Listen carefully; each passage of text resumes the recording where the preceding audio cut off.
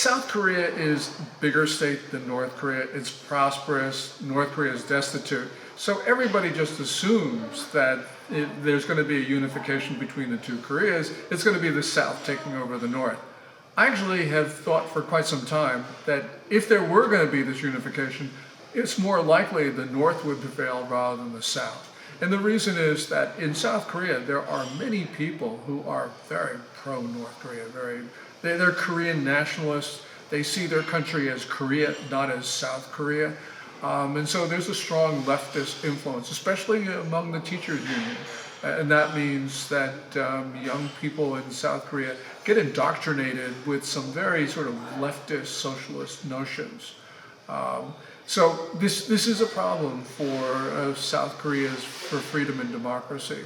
Right now you have Moon Jae-in, the president of South Korea, very progressive as they say, but he's got socialist policies. He's a Korean nationalist. He believes that there should be a unification of the two Koreas. And he is almost willing to go on North Korea's terms. So he favors a unification proposal that is a Kim family one, not a South Korea one. This is the real problem for South Korea. Well, Moon, he believes, and we've seen it, his party is trying to take out the concept of freedom from the South Korean constitution. They tried that in spring of last year, 2018. Fortunately, conservatives blocked that effort. But this is the mentality of Moon. So this is why we got to be concerned. The Kim family proposal for unification is one country, two separate governments, one in Pyongyang, one in Seoul. But for the Kim family, this would just be a way station because their end goal, and they very openly say this, is to take over South Korea, which they view, South Korea, the Republic of Korea, they view as an illegitimate government.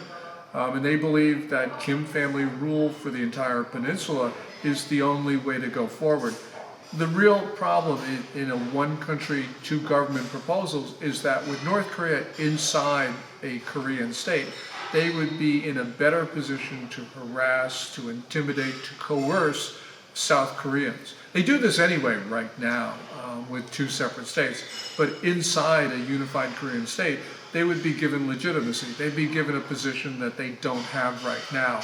And that is the concern of Moon accepting a North Korean type proposal for unification. Right now, we're seeing the effect of socialist policies in South Korea because Moon has a number of different proposals that have actually been implemented and they have taken economic growth and they've turned it negative.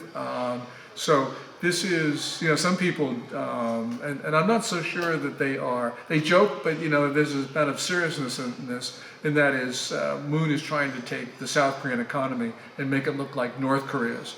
North Korea is a destitute state.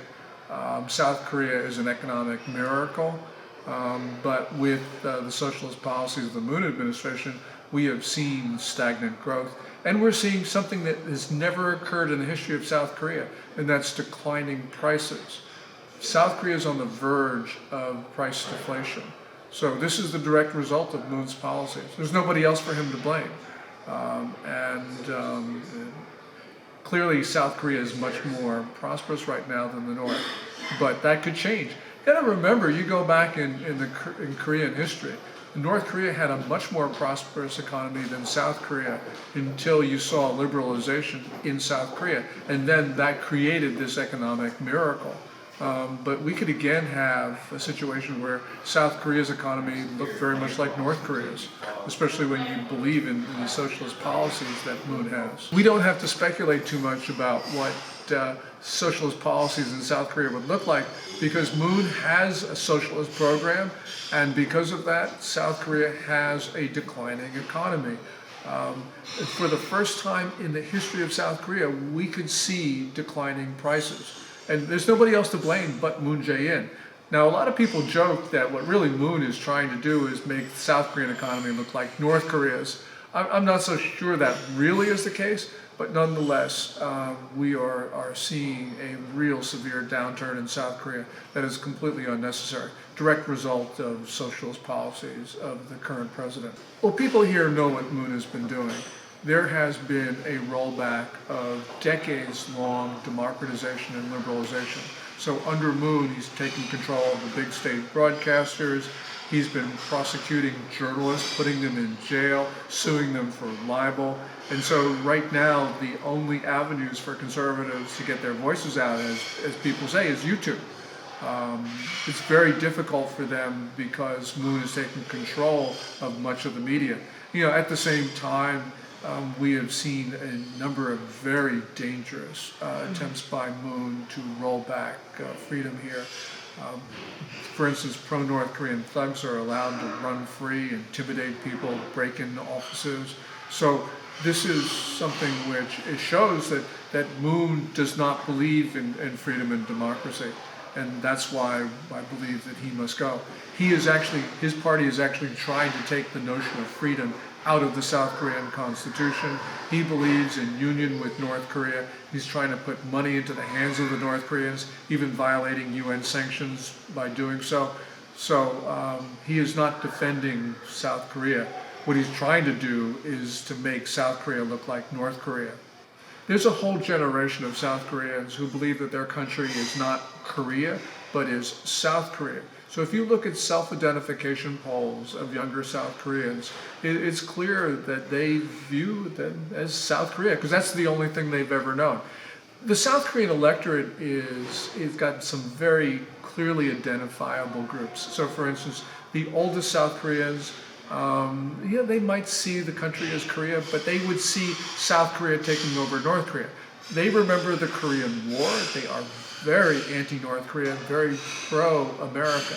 Then you have people in Moon's generation, President Moon Jae-in's administration, people in their 60s, they tend to be more anti-American because they believe, wrongly, but they believe that the United States was impeding the democratization of South Korea.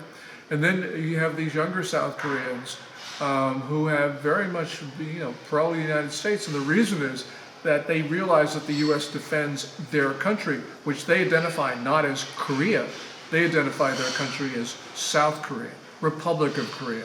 And that's why there's a very different view on all sorts of issues from their president, Moon Jae-in, who is a Korean nationalist, who views South Korea as a temporary state, views it maybe as an abomination. Certainly he doesn't defend it. He doesn't even want to talk about South Korea. So this is a very clear differentiation of views in the South Korean electorate.